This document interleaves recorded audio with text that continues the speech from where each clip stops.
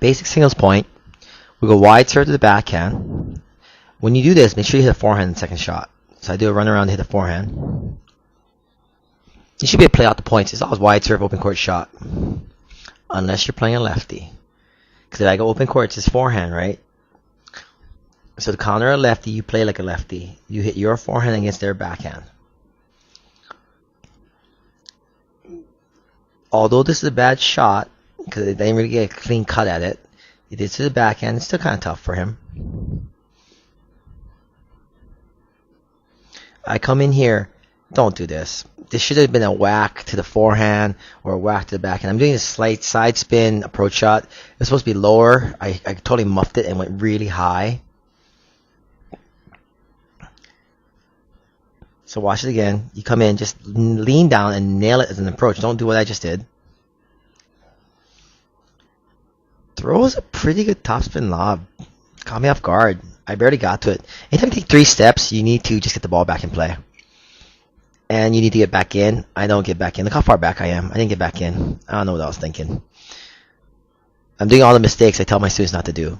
So now I'm too far back. Now I'm forced back to the baseline. He chips. We're going to reset. It goes back to 0 and play a normal point now. I go corner shot high. Okay. This is another bad shot. It should have been to the backhand. But corner shot high is decent. I'm in good position. He goes line. Off the line, take the cross. Just playing a normal point now. Try to get advantage back. Now I've lost the advantage. Now it's neutral. You gotta try to play a normal point. Try to get back into this position to be at an advantage.